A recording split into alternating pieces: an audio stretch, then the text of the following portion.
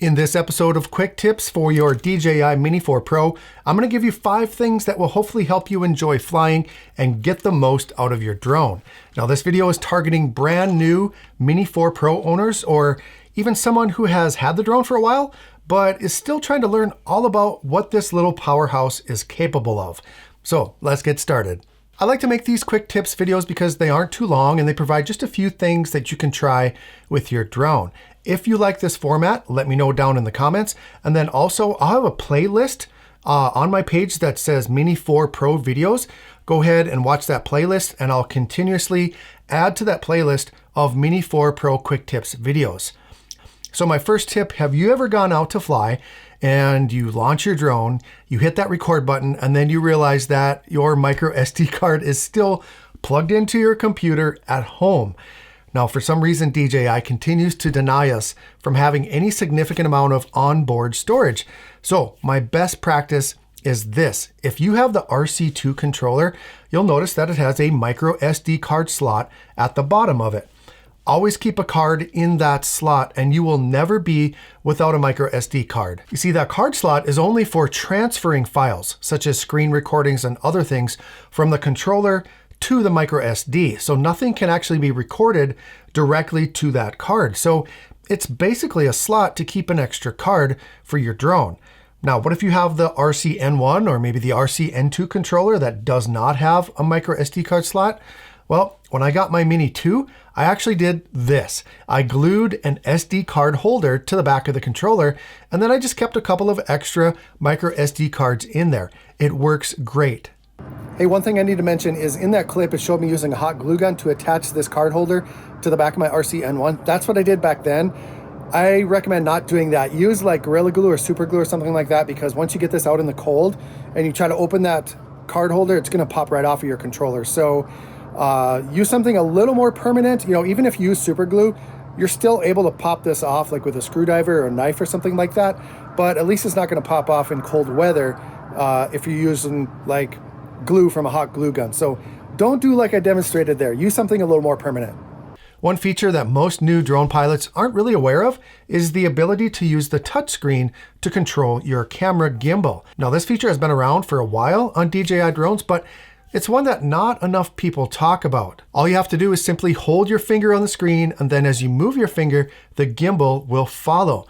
It's a good way to get some really smooth gimbal movement without having to adjust your input settings on the gimbal wheel. One thing that I do need to mention is that this does not only apply to the RC2 controller.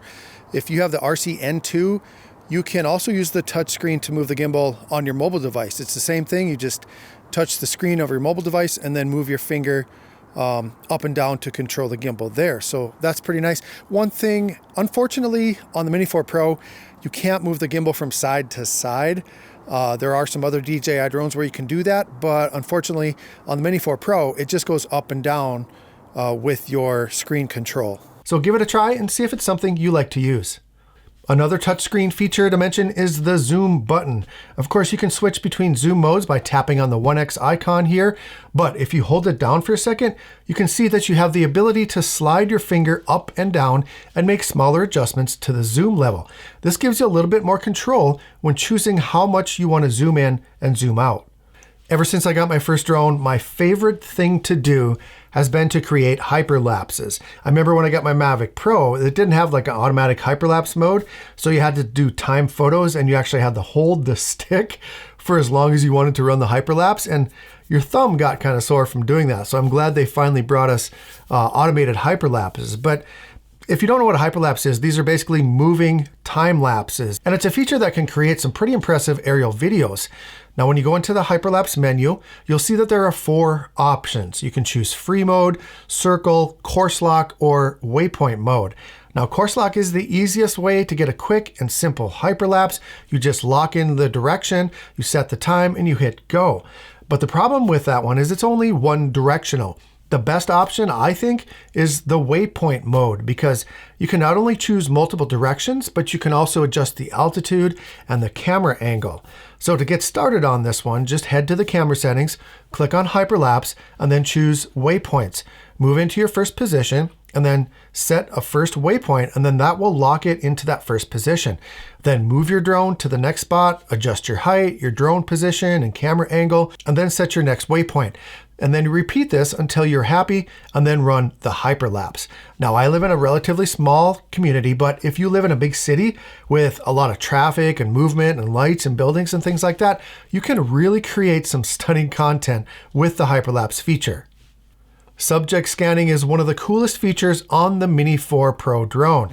And to engage it, you just need to go into the settings menu under control and then toggle on subject scanning.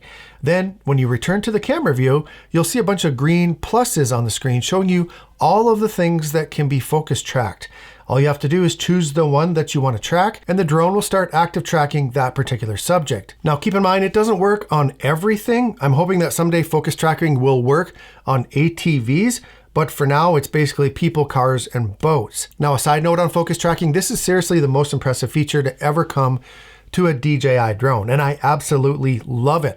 Now, if you're still learning about how it works, I do have a video on it. I'll put a link right up here and down in the video description as well.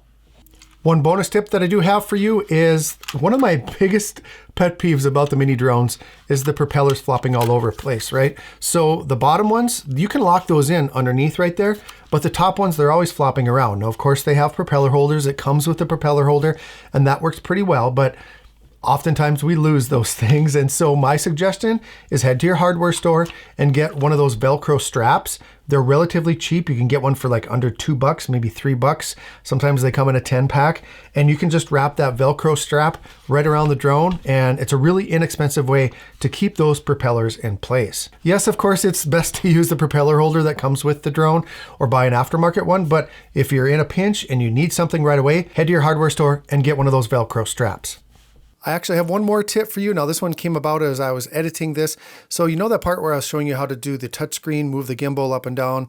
I kept getting some phantom obstacle avoidance notifications. See the red bars popping up there? I was at 177 feet and I'm like, what is going on? So what I did is I brought the drone home, and all I had to do was clean off my obstacle avoidance sensors. They were all smudged. There was a bunch of goo on them. I don't know where it came from, but as soon as I cleaned off those obstacle avoidance sensors, those notifications went away. So just make sure that you check your sensors before you launch every time, and just make sure they're clean. What tips do you have for the Mini 4 Pro? Or is there something that I didn't mention that you want to see in the next quick tips video? Let me know down in the comments. Hit that like button if I give you anything of value today. Be sure to subscribe for future videos like this. I want to thank you for watching the entire video today. Have a great day, everyone. And as always, fly safe and fly smart. I'd like to take a quick moment here to say thank you so much for your awesome comments and support and love on my last video. As me and my wife read through these comments, it brings tears to our eyes. Literally, you guys, I know that you're a great community, but it just shows even more so how awesome you are. So thank you so much from the bottom of our hearts.